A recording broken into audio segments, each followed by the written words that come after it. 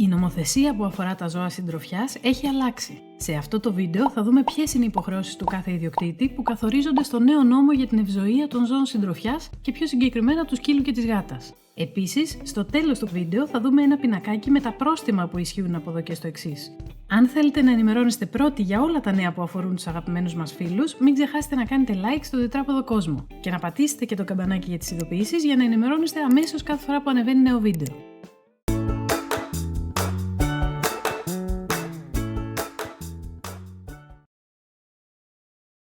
Σύμφωνα με τη νέα νομοθεσία, ο κάθε ιδιοκτήτης ζώου συντροφιάς έχει τις εξής υποχρεώσεις. Να καταγράψει το σκύλο ή τη γάτα του μέσα σε 2 μήνες από τη γέννησή τους και πριν αποχωρήσουν από τον τόπο γέννησής τους στο Εθνικό Μητρό Ζώων Συντροφιάς. Το ίδιο ισχύει και στην περίπτωση που κάποιος βρει ένα αδέσποτο ζώο και το υιοθετήσει. Επίσης, κάθε ιδιοκτήτης είναι υποχρεωμένος για την ηλεκτρονική σήμανση του ζώου του, δηλαδή να του βάλει το γνωστό τσιπάκι ή microchip.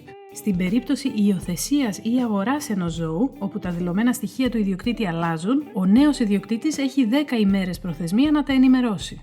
Επίσης, αν πρόκειται ο ιδιοκτήτης με το σκύλο του να μεταναστεύσουν, θα πρέπει να ενημερώσουν το Εθνικό Μητρό με ένα ειδικό επίσημο έγγραφο της χώρας που θα εγκατασταθούν, ώστε να διαγραφούν τα στοιχεία από το Ελληνικό Μητρό. Αν ο ιδιοκτήτης πρόκειται να ταξιδέψει με το ζώο του, χρειάζεται να βγάλει διαβατήριο και για το ζώο.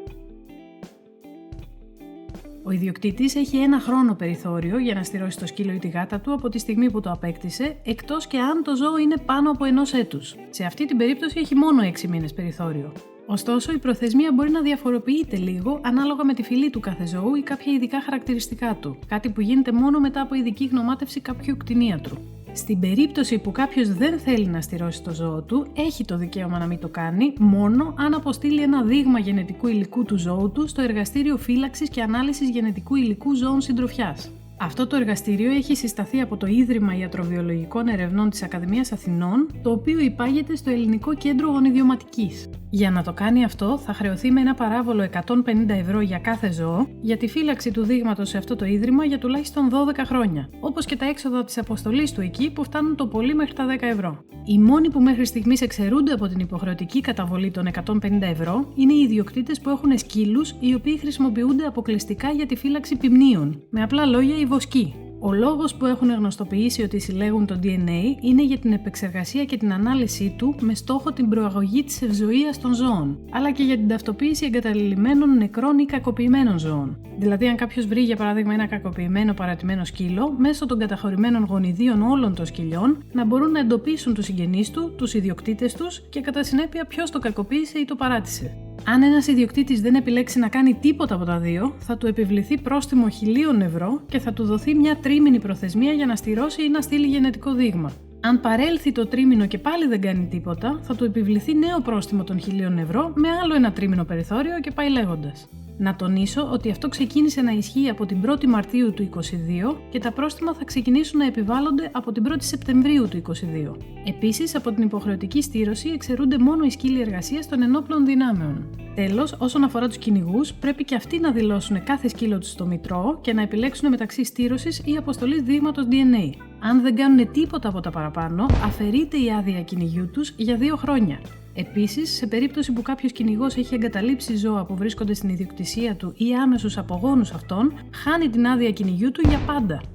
Ο ιδιοκτήτης υποχρεούται για τον ετήσιο εμβολιασμό του ζώου και την κτηνιατρική του εξέταση, η οποία θα αποδεικνύεται από το ηλεκτρονικό βιβλιάριο υγείας του σκύλου ή της γάτας ή το διαβατήριο στην περίπτωση που διαθέτει. Πρέπει να τηρεί τους κανόνες ευζοίας του ζώου συντροφιάς του, δηλαδή να του εξασφαλίζει ένα άνετο, καθαρό, υγιεινό και κατάλληλο κατάλυμμα, το οποίο θα είναι προσαρμοσμένο στο φυσικό του τρόπο διαβίωσης. Επίσης, θα πρέπει να καλύπτονται οι ανάγκες άσκησής του.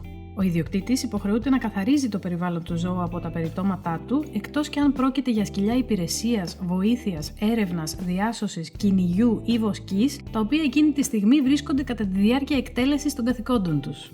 Ο ιδιοκτήτης πρέπει να φροντίζει για τη σωστή σύντηση του σκύλου, δηλαδή την πρόσβαση σε τροφή και νερό κατάλληλα σε ποιότητα και ποσότητα, τη φυσιολογική ζωή του, να μην ταλαιπωρείται ή καταπονείται με κανένα τρόπο και τη διατήρηση της ψυχικής του υγείας, δηλαδή να του εξασφαλίζει ένα ήρεμο περιβάλλον διαβίωσης, χωρίς φόβο και αγωνία, επαρκείς επαφές με έναν ή περισσότερους ανθρώπους, ώστε να μην νιώθει μοναξιά, όπως και να μεριμνά για την εκπαίδευσή του όταν αυτή απαιτείται. Αντίστοιχα και για τις γάτες, να τους παρέχει μια καλή φυσική και ψυχική κατάσταση, φυσιολογική ζωή, επαρκή σύντηση κίνηση και κατάλληλο περιβάλλον διαβίωσης. Ο περίπατος του κάθε σκύλου πρέπει να γίνεται πάντα με συνοδό και λουράκι, το οποίο όμως να μην είναι πολύ μακρύ. Επίσης, να μην κυκλοφορεί ελεύθερο σε δημόσιους χώρους ή και σε ιδιόκτητους χώρους πέραν φυσικά του δικού του. Απαγορεύεται ο σκύλος να είναι μόνιμα δεμένος και όχι περισσότερο από 2 ώρες την ημέρα, ακόμα και αν βρίσκεται εντός της ιδιοκτησίας του ή ακόμα και αν το λουρί ή η αλυσίδα είναι μεγάλου μήκους. Αν ο σκύλος διαμένει μόνιμα σε εξωτερικούς χώρους, τότε θα πρέπει αυτός ο χώρος να καθαρίζεται τακτικά και να του δίνει τη δυνατότητα κίνησης και άσκησης. Θα πρέπει μέσα σε αυτό το χώρο να υπάρχει κάποιο κατάλυμμα για ανάπαυση, το οποίο όταν είναι χειμώνας να είναι προστατευμένο από το κρύο, τον αέρα ή το χιόνι, και όταν είναι καλοκαίρι να βρίσκεται σε δροσερό και σκυερό μέρος. Επίσης, να προστατεύεται από βροχές και από λιμνάζοντα νερά. Αντίστοιχα και για τις γάτες, δεν πρέπει να ζουν μόνιμα σε κλουβί. Σε σχέση με τις πολυκατοικίες.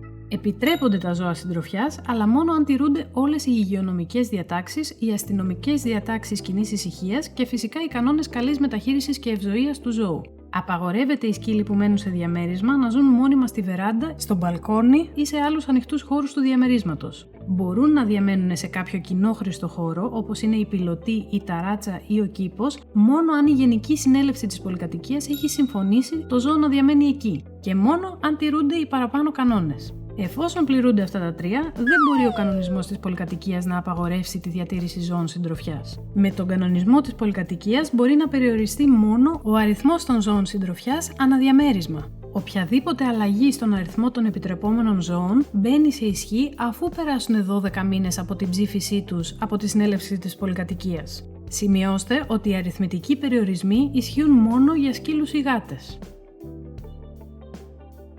Επιτρέπεται η πρόσβαση σκύλων σε μη οργανωμένες παραλίες καθώς και στη θάλασσα. Εκτός θάλασσας είναι υποχρεωτικό να είναι δεμένα με λουρί. Όμως, απαγορεύεται η πρόσβαση των σκύλων σε παραλίες με πιστοποίηση γαλάζιας σημαίας από την Ελληνική Εταιρεία Προστασίας της Φύσης. Εξαιρούνται σκύλοι θεραπείας, βοήθειας ή υπηρεσίας. Οι συγκεκριμένοι μπορούν να πηγαίνουν παντού εφόσον οι ιδιοκτήτες τους έχουν μαζί τα απαραίτητα πιστοποιητικά για να το αποδείξουν. Απαγορεύεται το κόψιμο αυτιών ή της ουράς του ζώου, εκτός και αν υπάρχει κάποιος ιατρικός λόγος. Στην περίπτωση που ο ιδιοκτήτης θέλει να εγκαταλείψει το ζώο του και δεν έχει βρει νέο ιδιοκτήτη, είναι υποχρεωμένος να γνωστοποιήσει την πρόθεσή του στην αρμόδια υπηρεσία του Δήμου της περιοχής του.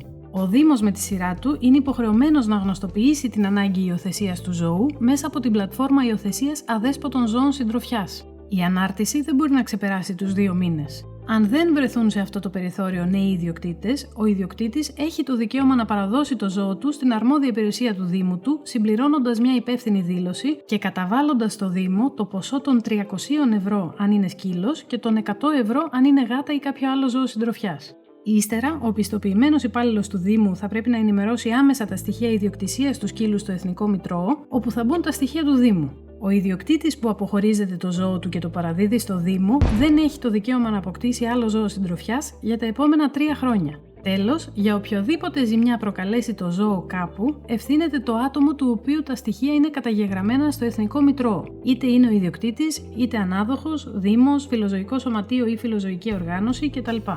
Αν θέλετε να διαβάσετε ολόκληρο τον ΦΕΚ ή κάποιο συγκεκριμένο κομμάτι του που μπορεί να σας αφορά, θα τον επισυνάψω στα σχόλια. Πριν πάμε στο πινακάκι με τα πρόστιμα, θέλω να σας ρωτήσω πώς σας φαίνεται η νέα νομοθεσία. Συμφωνείτε, διαφωνείτε, είστε ικανοποιημένοι με τους νέους κανονισμούς, βρίσκετε κάποιο σημείο υπερβολικό? Αν θέλετε, μπορείτε να μοιραστείτε τη γνώμη σας μαζί μας στα σχόλια. Ακολουθεί το πινακάκι. Ευχαριστούμε πολύ που παρακολουθήσατε το βίντεο. Γεια σας!